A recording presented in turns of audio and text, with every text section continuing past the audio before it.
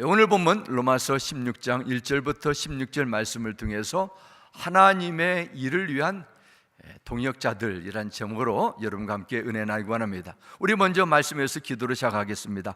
아버지 하나님, 이 세상의 무수한 정보와 소식과 새로운 우리가 알아야 될 지식들이 넘쳐나는 홍수시대에 살고 있습니다. 그러나 우리의 영혼을 회복하고 생명을 인도하는 하나님의 말씀이 필요한 줄 믿고 받아들이기 원합니다. 우리의 심령밭을 기용하여 주고 성령님, 진리의 말씀, 주님께서 주시는 생명의 말씀이 되도록 우리의 인생을 풍요하고 복되게 하는 삶의 빛이 되도록 이 시간을 축복하여 주옵고 예수님의 이름으로 기도드렸습니다. 아멘. 이 세상에 하나님께서 창조한 많은 자연, 세계, 만물들이 있지만 무엇보다도 꽃, 정말 하나님께서 자연에 지으신 아름다운 경이심을 불러일으키는 창조물 가운데 하나입니다.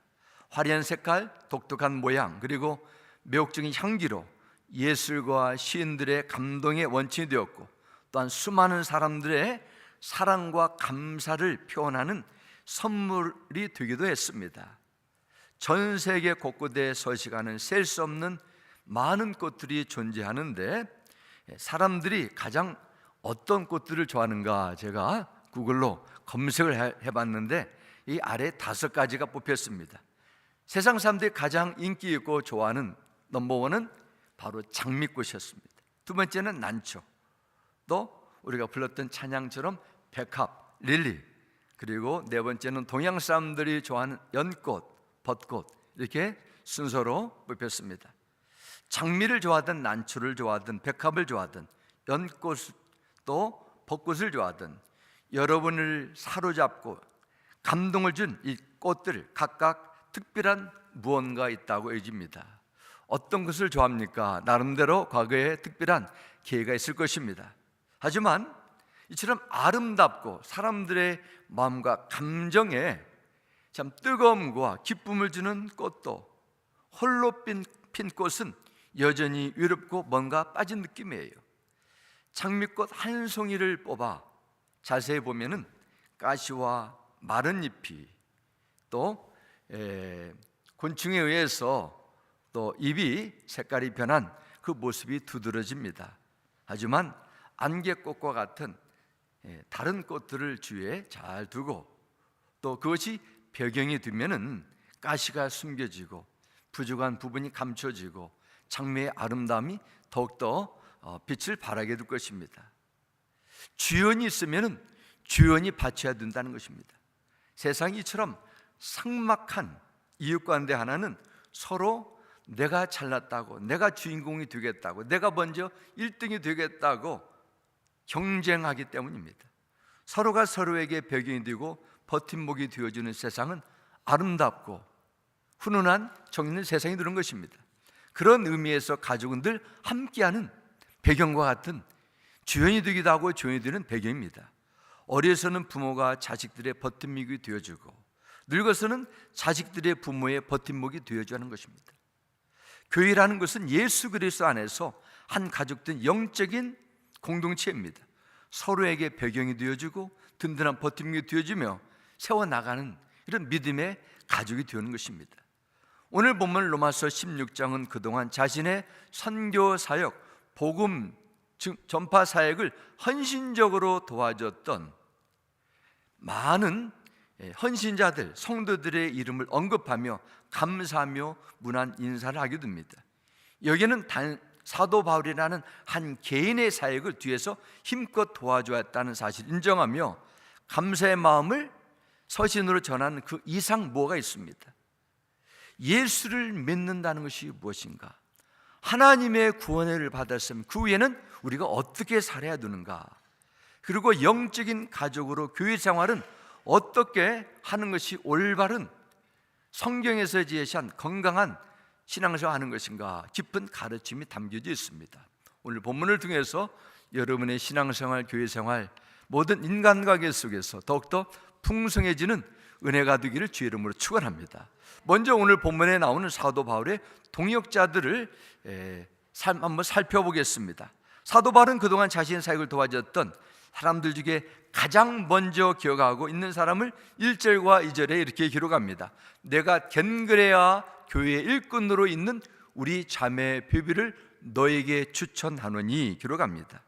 그리고 2절 보면 너희는 주 안에서 성도들이 합당한 예절로 그를 영접하고 무엇이든지 그에게 소용되는 바를 도와줄지니 이는 그가 여러 사람과 나의 보호자가 되었음이라 기록합니다. 사도 바울을 도와줬던 첫 번째 사람은 베베라는 한 자매였습니다. 그는 겐그레아 교회 일꾼이라고 1절에 소개합니다. 당시 겐그레아는 고린도, 그리스 남쪽에 위치한 고린도 지역의 항구 도시, 바울이 세웠던 교회의 성도였던 것을 축적됩니다. 교회의 일꾼이라는 것은 바로 오늘날로 표현하게 되면 여집사 이렇게도 설명할 수 있습니다. 우리는 이분이 어떤 가정의 형편이었는지 정확하게 알 수는 없지만 사도 바울의 선교사에게 있어서 정말 잊지 못할 정도로 큰 힘과 위로를 주었던 자매였습니다. 뿐만 아니라 베비자매는 여러 성도들을 성심껏 도와주면서 신앙생활을 해온 것을 우리는 볼 수 있습니다. 그래서 그가 여러 사람과 나의 보호자가 되었습니다. 이렇게 2절에 기록합니다. 두 번째 소개해드리는 사람은 브리스가와 아굴라라는 한 부부였습니다. 오늘 보면 3절에 기록합니다. 너희는 그리스도 예수 안에서 나의 동역자들인 브리스가와 아굴라에게 문안하라. 사도행전 18장 1절과 2절 보면은 브리스가와 아굴라의 이름이 이렇게 언급합니다. 그 후에 바울이 아덴을 떠나 고린도에 이르러 아굴라라 하는 본도에서 난 유대인 한 사람을 만나니 글라우디오가 모든 유대인을 명하여 로마에서 떠나라 한 거로 그가 그의 아내 브리스길라와 함께 이달리아로부터 새로 온지라 바울이 그들에게 가매 이렇게 기록합니다. 아글라와 브리스길라 부부는 원래 어디에 살았습니까? 이탈리아, 그러니까 이탈리아 로마에 살고 있었습니다. 당시 로마의 황제였던 글라우디오가 모든 유대인들을 추방하게 됐습니다. 로마에서 당장 떠나라 추방 명령이 내려져서 그들은 삶의 모든 것을 다 내려놓고 피난민 신세가 되어서 어쩔 수 없이 이제는 동쪽으로 가서 고린도까지 내려오게 됐습니다. 로마에서 오랫동안 열심히 살고 잘 있었는데 안정된 생활을 할 것이라고 기대했는데 다 포기하고 정신없이 모든 재산을 나눠놓고 고린도 땅에 내려와 보니 얼마나 막막하고 정말 앞길이 힘들겠습니까? 하지만 그들에게 세상에 어떤 어려움도 헤쳐나갈 수 있는 믿음이 있었습니다. 누가 이 부부를 주님께로 인도했는지는 알 수 없지만 로마에 살면서 교회 생활하며 신앙생활을 잘 하다가 고린도까지 왔습니다. 마침 사도 바울이 아덴을 떠나 고린도로 내려왔다는 소식을 듣고 사도 바울을 아굴라와 브리스길라와 아굴라가 함께 맞이하게 됩니다. 그리고 이 부부는 사도 바울의 그 사업 천막을 만드는 일을 함께 하면서 고린도에서 새로운 사역을 준비하는 동역자가 됩니다. 디모데후서 4장 19절에도 사도행전 18장 20절에도 브리스가와 아굴라라는 이 믿음 생활에 대해서 이야기하고 있습니다. 이 부부가 사도 바울이 쫓겨나면서 늘 함께 따라갔고 사도 바울이 다른 곳으로 가려고 하면 먼저 가서 정리하면서 바울의 사역을 준비하는 신실한 믿음의 사람들이었습니다.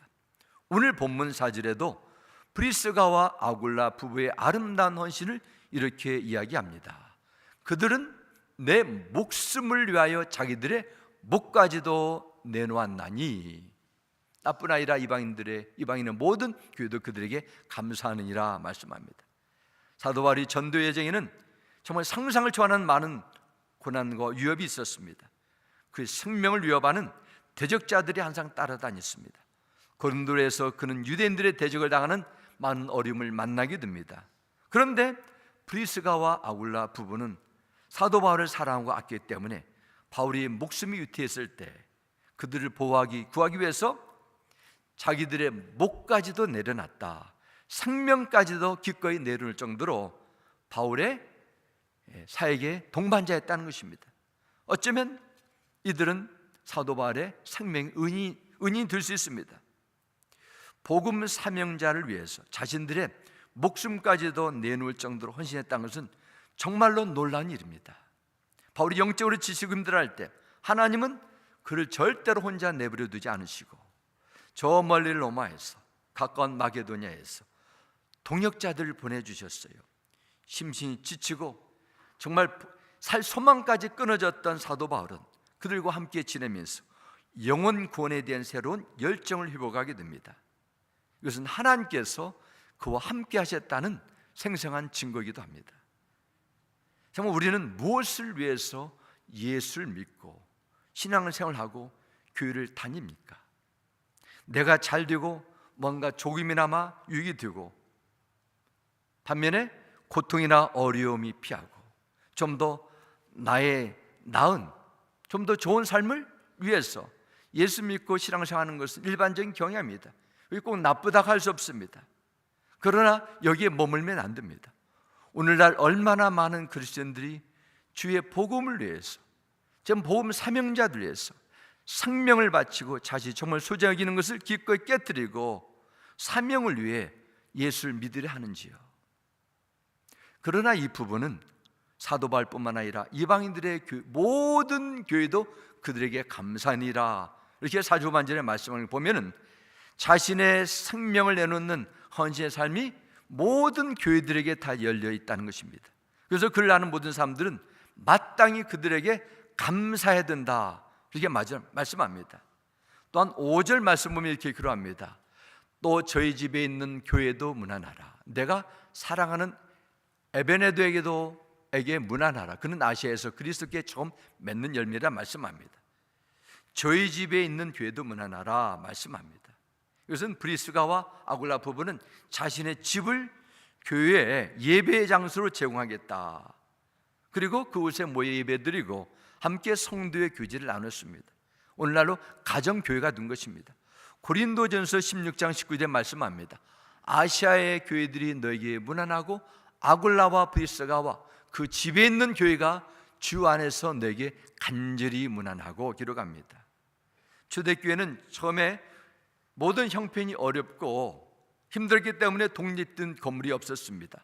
어떤 성도들의 집에 모여 예배를 드리게 됐는데 브리스가와 아굴라 부부는 자신들의 집을 기꺼이 오픈하며 예배 처소로 내놓았다는 것입니다.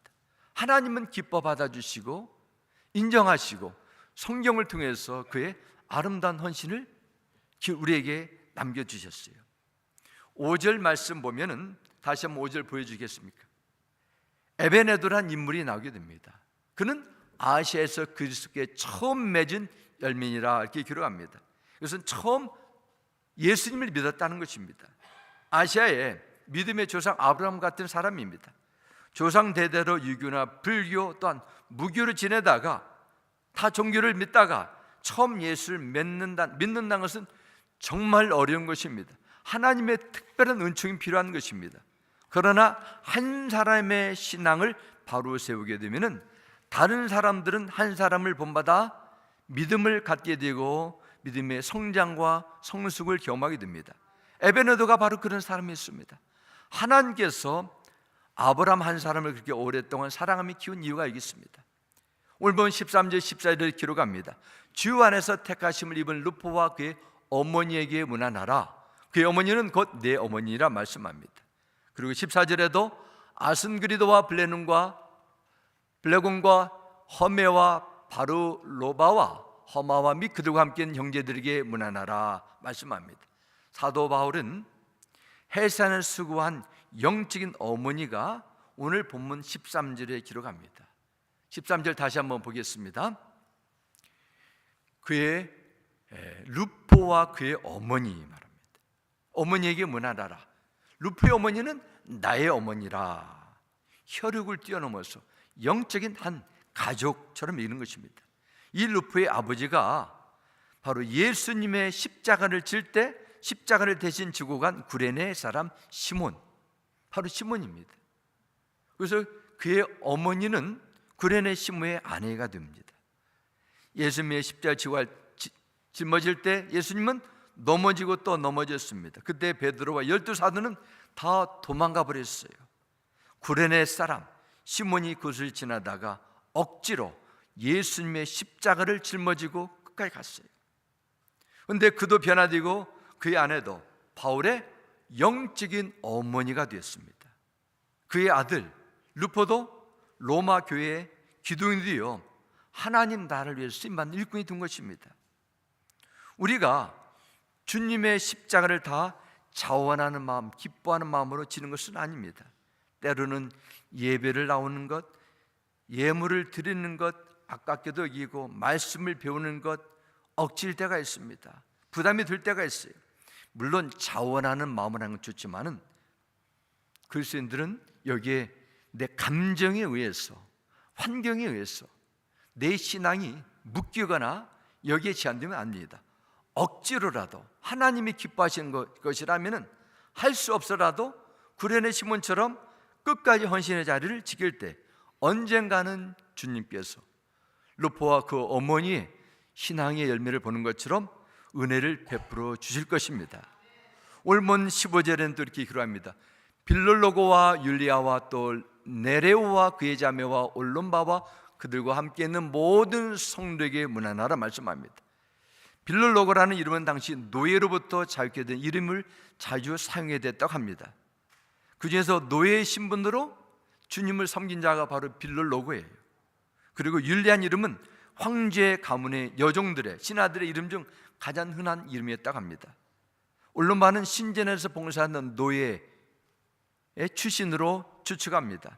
그들의 신분, 노예였거나 귀족이었거나 로마 시민이었거나 평민이었거나 유대인이었거나 비유대인이었거나 한 형제와 자매로 주님의 몸된 교회를 세워나가는 일꾼으로 쓰임받게 됩니다. 로마서 16장에 보면은 이처럼 다양한 사람이 33명이나 나옵니다. 교회 일꾼으로 사도 바울의 사역을 도왔던 다 사명자들입니다. 그 중에 24명은 로마 교회 성도들이었고 나머지 9명은 고린도 교회 성도들이었습니다. 남자도 있었고 여자도 있었고 젊은이도 있고 나이 드신 분도 있고 혼자 사는 독신도 있고 부부도 있었습니다. 그러나 그들은 다 함께 복음을 전하는 사도 바울을 도왔던 사람들이었습니다. 유식한 사람도 있고 유식하지 않은 사람도 있었습니다. 이처럼 교회라는 영적 공동체 속에 사회적으로, 경제적으로, 개인적으로 다양한 배경을 가졌음에도 하나님은 이들을 통해 초대교회를 세우는 귀중한 복음 사명자의 동역자들로 쓰임받게 했다는 것입니다. 이들이 보여준 믿음은 성경적인 교회 생활, 신앙생활 기억해야 될 중요한 몇 가지 원칙을 우리에게 말씀하고 있습니다. 두 가지로 나누겠습니다. 교회 생활을 어떻게 해야 되는가? 우리는 본문을 통해서 깨달은 것은 주님의 교회는 함께 수고에 동참하는 성도로 세워진다는 것입니다. 오늘 본 6절과 12절 다시 보겠습니다. 너희를 위하여 많이 수고한 마리아에게 문안하라 말씀합니다. 12절 말씀에도 주 안에서 수고한 드루베나와 드루보사에게 문안하라. 주 안에서 많이 수고하고 사랑하는 버시에게 문안하라 말씀합니다. 6절에도 많이 수고, 주 안에 수고한 자들이 있었어요. 사도 바울은 마리아를 향해 많이 수고했다 칭찬합니다. 아마 마리아는 로마 교회를 위해서 헌신적으로 수고했던 자매였을 것입니다. 마리아뿐만 아니라 다른 성도들의 수고를 인정하며 격려하고 있습니다. 드루베나와 드루보사는 성경학자들이 아마 그들은 쌍둥이 자매였을까 그렇게 추측하기도 합니다. 그들은 당시 귀족 집안의 출신이었을 것이라고 또 예상하기도 합니다. 여기서 중요한 것은 그들의 삶의 배경 형편이 아니라 주님을 위해서 주 안에서 헌신하고 수고했던 성도들이었습니다. 이들은 자매로서 주님의 교회를 수고하고 헌신했던 믿음의 사람, 많은 사람들에게 도전과 감동을 주었습니다. 이처럼 초대교회는 복음 전도자들의 일을 도우며 묵묵히 뒤에서 조연의 역할을 감당하며 섬긴 귀한 사람들이 많이 있었고 그 가운데 마리아 또한 버시와 같은 수고를 아끼지 않은 성들이 있었습니다. 이처럼 하나님의 나라와 교회는 주님을 위해서 수고하는 일꾼을 통해 세워지는 것은 2000년 당시 초대 교회나 고린도 로마 교회나 오늘 사는 이 시대의 교회나 똑같은 법칙입니다. 그래서 고린도전서 4장 1절과 2절은 사도 바울의 자신을 이렇게 설명했습니다. 사람이 마땅히 우리를 그리스도의 일꾼이요 하나님의 비밀을 맡은 자로 여길지어다. 그리고 맡은 자들에게 구할 것은 충성이라 하셨습니다. 사도 바울은 자신의 정체성을 그리스도의 일꾼이라 말합니다. 그리스도의 일꾼이라는 것은 자신의 유익이 아니라 그리스도를 위해서 수고하고 헌신하며 충성한 자들을 말합니다. 바울은 자신의 주님 일꾼에 속한 것처럼 자신이 실제적으로 복음 전파를 위해서 이방 나라에 세워진 영혼들 위해서, 교회들 위해서 주님의 일꾼으로 충성으로 그가 자신의 신분을, 자신의 사명을 증명했습니다. 데살로니가전서 2장 9절은 이렇게 기록합니다. 형제들아, 우리의 수고와 애쓴 것을 너희가 기억하리니 너희 아무에게도 폐를 끼치지 아니하려고 밤낮을 일하면서 너희에게 하나님의 복음을 전하였노라 기록합니다. 사도 바울은 데살로니가 성도들에게, 자신과 동료들에게 데살로니가 교회에 있는 동안에 수고하고 애쓴 것을 깨우쳐주고 있습니다. 자신이 밤낮으로 일을 하면서 복음 전개의 사명을 주님의 일꾼으로 감당했다는 것입니다. 그는 결코 쉬운 것이 아니었습니다. 곧이고 끊임없이 힘든 일이었습니다. 그러나 그는 기뻐하게 받아들였습니다. 골로새 1장 24절 기록합니다. 내가 이제 너희를 위하여 받는 기름을 기뻐하고 그리스도의 남은 고난을 그의 몸된 교회를 위하여 내 육체에 채우노라 말씀합니다. 사도 바울은 그리스도의 남은 고난을 그의 몸된 교회를 위하여 자신의 육체에 채운다 말씀합니다. 교회를 위하여 헌신과 수고를 내 몸으로 채운다는 것입니다. 여러분, 그런 아름다운 간증거리가 있습니까? 예수 그리스도께서 우리를 위하여 고난을 당하신 후에 우리를 위하여 고난을 넘기셨습니다. 교회 생활을 처음 시작하는 시기에는 교회 다니며 얼마 알아가는 과정을 거치게 됩니다. 하나님의 사랑을 발견하고 생명의 구원의 은혜를 깊이 깨닫게 되면은 누군가가 하라고 명령해서가 아니라 교회를 사랑하고 세운 일에 쑥을 넘어 고난까지 감당해야 되는 헌신을 성경은 요구하고 있습니다. 하나님의 사역의 중심에는 영적인 전쟁도 있습니다. 육신의 연약함과 인간적인 허물이 많기에 반드시 고난과 시험거리가 찾아올 수 있습니다. 위적으로 찾아온 고난 만나게 하기도 하지만 내적으로 해결하는 여러 가지 문제에 직면하기도 합니다. 우리의 사역의 교회가 어려울 때 함께 물질적으로 힘을 다해 열정적으로 지난 25년 동안 교회를 지키신 여러 성도님들을 통해서 교회가 이루어졌습니다. 그들 가운데는 이미 세상을 떠나시고 주님과 함께한 주의 백성들도 있고 타지에서 한국으로 가고 여러 곳이 있습니다. 제가 지난 4월에 한국에 가서 우리를 섬겼던 성도를 만나면서 제가 감사의 말을 대신 전했습니다. 참, 인디애나폴리스에 머무실 때, 이곳에서 은혜 재단을 섬길 때 보여준 아름다운 사랑과 수고와 헌신에 정말 감사드립니다. 근데 제가 오히려 감사의 은혜를 받고 왔습니다. 정말 잊지 못할 분들이 많습니다. 우리 교회 키친을 새로 단장하는데 우리 데니스 공집사님 지난 일주일 동안 참 땀을 흘리시면서 수고하시고, 또 주중에 집사님, 또 장로님, 또 여러분들 오셔가지고 어제는 또 여러 성도님들이 함께 정리하는 아름다운 모습을 보면서 참 많은 감동의 시간이 됐습니다. 참 수고가 누군가 헌신이 있기 때문에 일이 가능하다는 것을 다시 한번 확인하는 시간이었습니다. 교회를 청소하고 쓰레기 버리고 고장난 부분을 고치고 제자를 돌보면서 음식으로 섬기고 연약한 자들을 위로하는 그런 수고가 있기 때문에 가능한 것입니다. 주님의 은혜를 섬기는 일을 하는 분들에게 주의 상급을 풍성하게 줄 줄 믿습니다. 교회가 어려울 때 고난 중에 끝까지 내 마음 끄는 것이 바로 바른 믿음이에요. 지금도 크고 작은 일에 갈등이 있고 시험이 찾아올 수도 있어요. 그러나 고난을 견디며 주님을 섬김으로 주님의 교회가 이렇게 세워지는 영적 원리를 우리는 배우게 됩니다. 두 번째 원리는 주님의 교회는 성도들의 연합으로 세워진다는 것입니다. 사도 바울은 사역의 현장에서 매질도 당하고 돌을 맞기도 하고 감옥에 갇히겠습니다. 날마다 찾아오는 고난의 현장 속에서 누군가 그 고난을 피하는 자가 있었지만 어떤 자는 고난에 함께 참여하며 용기를 주는 자가 있었습니다. 열간 모든 사람들처럼 사도 바울은 공동체의 유익을 위해서 주의 성도들 안에서 주의 사역을 감당하며 베푸신 은혜를 체험하게 됩니다. 만일 우리에게 사도 바울과 같은, 아니 그의 5분의 1만이라도 힘든 일들을 만나게 되면 우리는 이것을 어떻게 감당할 수 있을까요? 내 힘만으로 안 돼요. 믿음의 식구들과 함께 가셔야 돼요. 오늘 본문 7절 말씀 보시기 바랍니다. 내 친척이요 나와 함께 갇혔던 안드로니고와 유니아에게 문안하라 말씀합니다. 주 안에서 함께 고난에 참여했던 안드로니고와 유니아를 격려하고 있습니다. 그들은 사도 바울보다 먼저 예수를 믿는 자로서 열심히 주님을 섬기기 때문에 다른 사도들이나 성도로부터 존경을 받는 자들이었습니다. 그리고 14절과 15절 말씀 다시 보겠습니다. 아순그리도와 블레르곤과 허메와 바르로바와 허마 및 그들과 함께 있는 형제들에게 문안하라 말씀합니다. 15절 후반절에도 똑같습니다.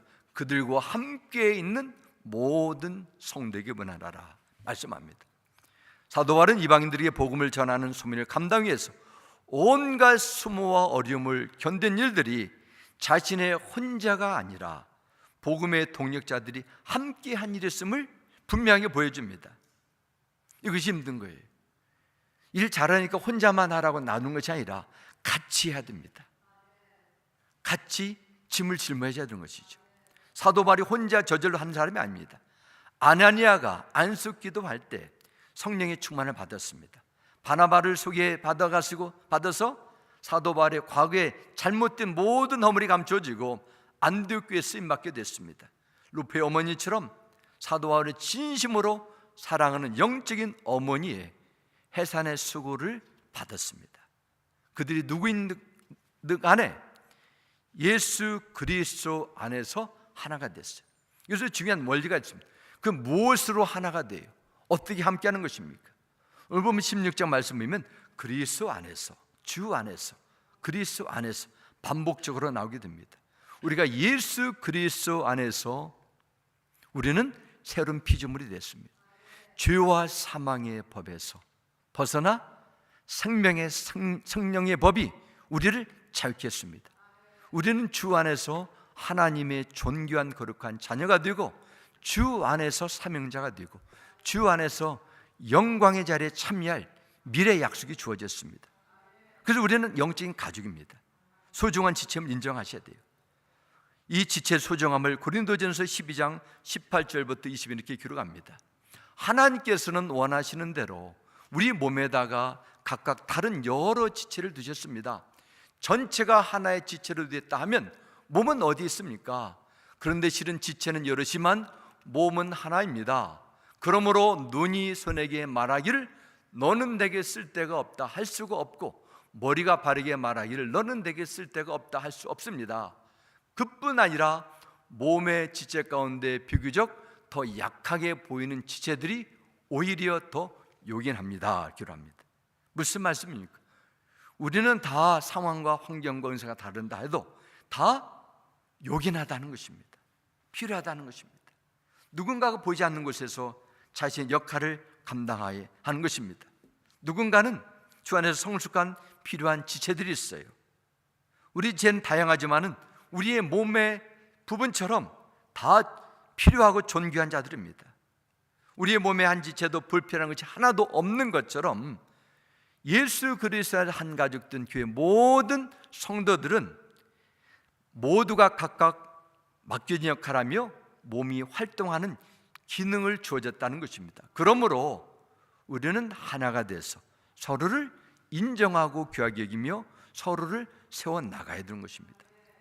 오늘날 서구에서 강조하는 개인 성과주의, 이것은 성경적인 원리가 아닙니다.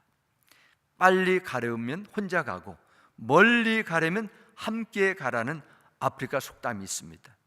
인간은 혼자 할 때보다도 다른 사람과 함께 할 때 더 많은 일을 오래 이루어낼 수 있는 것입니다.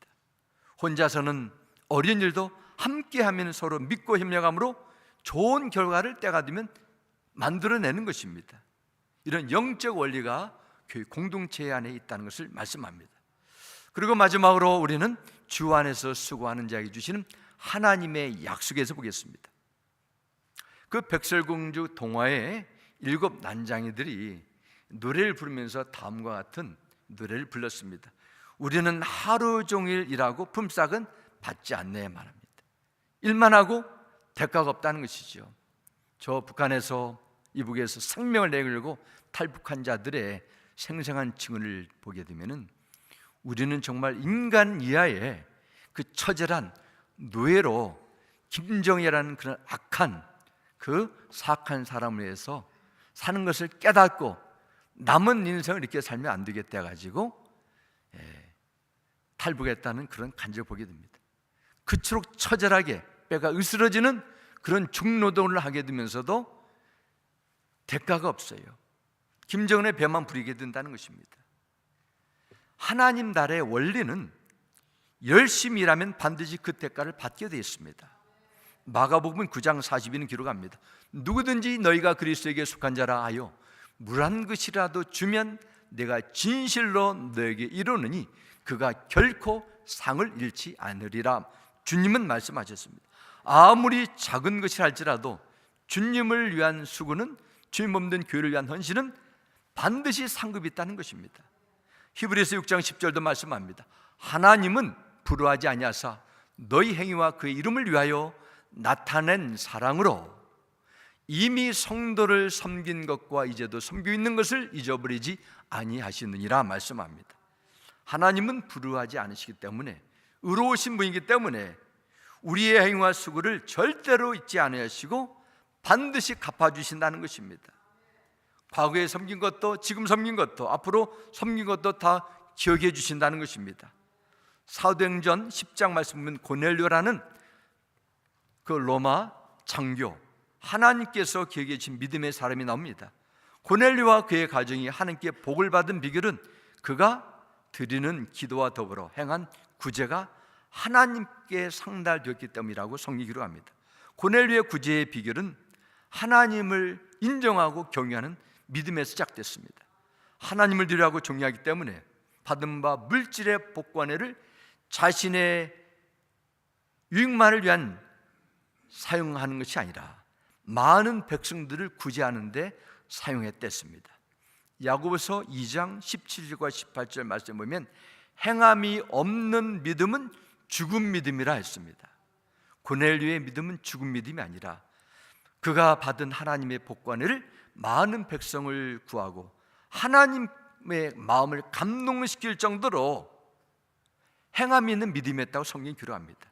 그 결과 그의 가정에 천국 문이 열리는 복이 임했습니다. 성경을 볼 때 의를 행하는 자는 결코 그의 가정이 절대로 망하는 일이 없습니다. 의를 행하면 반드시 하나님의 때, 하나님의 방법으로 합당한 상급이 주어집니다. 이를 보면 절대로 나의 옥합을 깨뜨린 것이 손해가 아니라는 것을 알게 됩니다.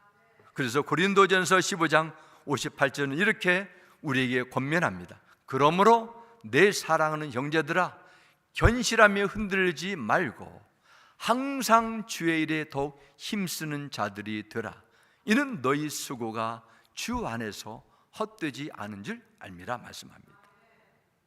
사랑하는 성도 여러분, 주의 일을 할 때 여러분의 수고가 주 안에서 절대로 헛되지 않은 줄 믿으시기 바랍니다.